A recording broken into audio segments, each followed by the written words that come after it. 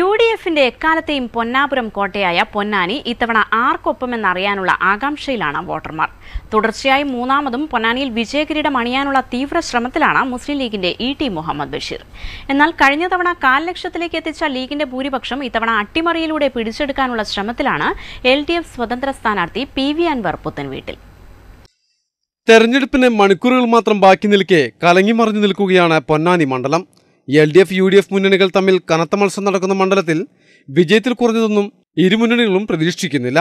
പുതുമാതൃകയിലുള്ള പ്രചരണവുമായാണ് LDF സ്വതന്ത്ര സ്ഥാനാർത്ഥി PV Anwar പുത്തൻവീട്ടിൽ മണ്ഡലത്തിൽ ഉടനീളം സജീവമായിരുന്നത്.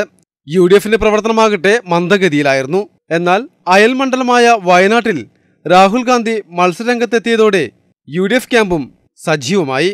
പിന്നീട് കൈമൈ മറന്നുള്ള പ്രവർത്തനമായിരുന്നു ET മുഹമ്മദ് ബഷീറിന്റേത്. ഹാട്രിക് വിജയത്തിൽ കുറഞ്ഞതൊന്നുമില്ല എന്ന ആത്മവിശ്വാസത്തോടു കൂടിയായിരുന്നു UDF ക്യാമ്പിന്റെ പ്രചരണ പരിപാടികൾ.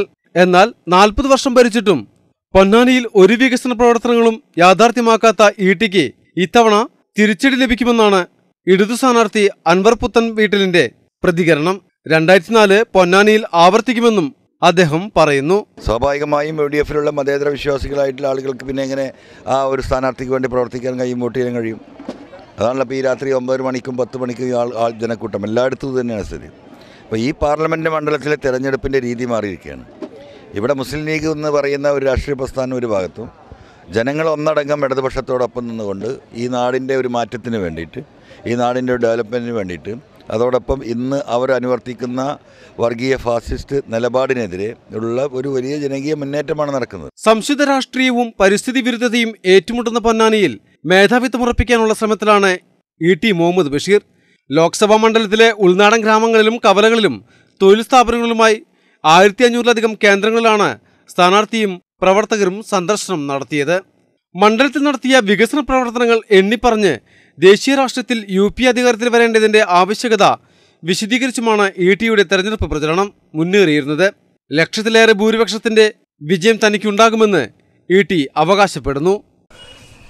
ഓരോ ദിവസം വർദ്ധിതമായിട്ടുള്ള ഒരു ആവേശമാണ് UDF രംഗത്ത് കാണാൻ സാധിക്കുന്നത്. ഞങ്ങൾക്ക് ബലമായ വിശ്വാസമുണ്ട്. ഞാൻ പലപ്പോഴും പറഞ്ഞതുപോലെ ആദ്യത്തെ പ്രാവശ്യം കിട്ടിയ 82,000 ഭൂരിപക്ഷമായിരുന്നു.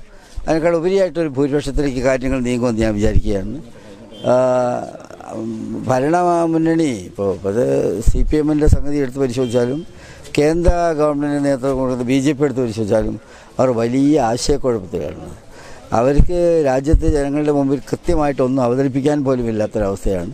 ഞങ്ങൾക്കിപ്പോൾ മാറ്റർ ഇഷ്ടംപോലെ കയ്യിലുണ്ടായിട്ട് അവതരിപ്പിക്കാൻ നേരമില്ല. നേരം വരുന്നവരെ പറഞ്ഞാലും BJPയുടെ ചെയ്തികൾ തീരില്ല, ഇടതുപക്ഷം എടുക്കുന്ന അവസരവാദപരമായ നയവും തീരില്ല. ഏതായിരുന്നാലും ഈ ഒരു അനുകൂല സാഹചര്യം കൂടി കണക്കിലെടുത്തുകൊണ്ട് നല്ല വിജയപ്രതീക്ഷയിലേക്ക് പോവുകയാണ്.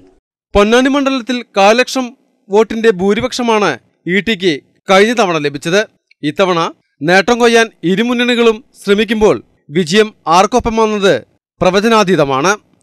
News desk Malabar times.